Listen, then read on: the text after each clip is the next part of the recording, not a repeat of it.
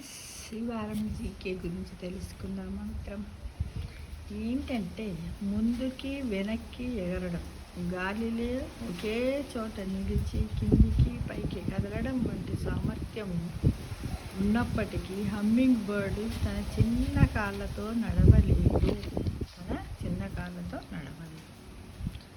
ఇక క్యారెట్ మొదట్లో ఊదా రంగులో ఉండేవి క్యారెట్.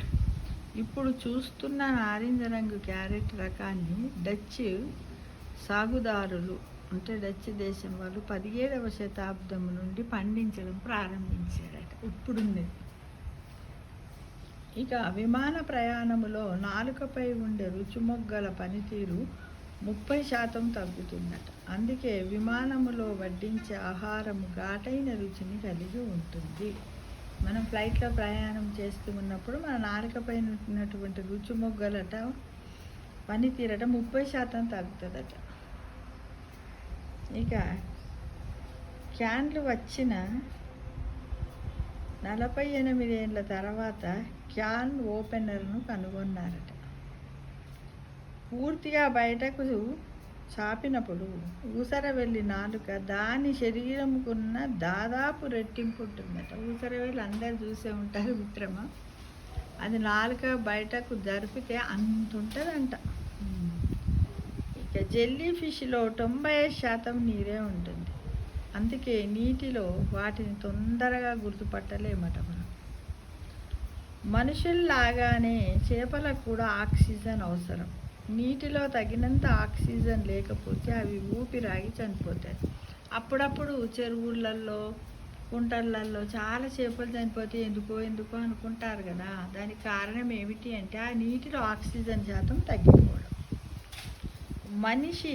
మనిషిలాగే జిరాఫీ కూడా 7 మెడ వెన్నుపూసలు ఉంటాయట మనిషికున్నట్టుగా. మనిషిలాగానే ప్రత్యేకమైన వేలిముద్రలు కలిగిన అతి కొద్ది జంతువుల్లో కోలా అనే జంతువు ఒకటనమాట. ఇక చూయింగ్ గమ్ నమలడం వల్ల ఏకాగ్రత మెరుగుపడుతుందని కొన్ని అధ్యయనాల్లో వెలువడింది. చాలామంది పిల్లలు చూయింగ్ గమ్ తింటుంటే కోప్పడతాం, కానీ తిననివ్వాలి. ఎందుకంటే దానివల్ల మన యొక్క మేధస్సు, ఏకాగ్రత, కాన్సన్ట్రేషన్ పెరుగుతుందట.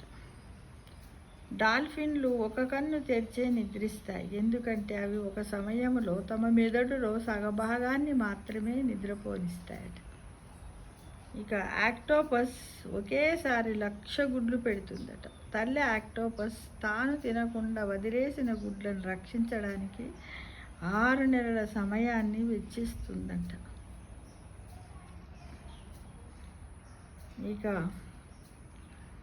ప్రతి పైనాపిల్ మొక్క 2 ఏళ్ళకు ఒకసారి మాత్రమే ఒక పైనాపిల్ను కాస్తుందట. 2 ఇయర్స్ అట ఒక్క పైనాపిల్ కాయాలంటే. సంవత్సరానికి ఒక పంట అన్నట్టు కాదు, 2 ఏళ్ళకు ఒక పంట ఇస్తట పైనాపిల్. షార్క్ వల్ల ఏటా 10 మంది చనిపోతే చెట్టు మీద నుంచి కొబ్బరికాయలు పడి సుమారు 150 మంది మరణిస్తున్నారు. ఏమైనా షాకులు కొడితే షార్క్స్ వల్ల చనిపోతూ ఉంటారు కదా, దానికంటే ఎక్కువ మంది కొబ్బరి చెట్ల కింద ఇప్పటి నుంచి కూర్చోకండి. కూర్చుంటే తలల మీద పడి చనిపోయే ప్రమాదం ఉంది మిత్రమా. ఇది ఈ వారం జీకే గురించి మనం చక్కగా తెలుసుకుందాం. కాబట్టి ప్రతి ఒక్కరు కూడా ప్రతిరోజు ఏదో ఒక జీకే క్వశ్చన్ గురించి, వారంలో కనీసం రోజు కుదరకున్న వారంలో 7-8 అన్న మనం జనరల్ నాలెడ్జ్ని తెలుసుకుంటే బాగుంటుందనే ఉద్దేశంతో ఈ వీడియో చేసి పెడుతున్నాను. Thank you for watching.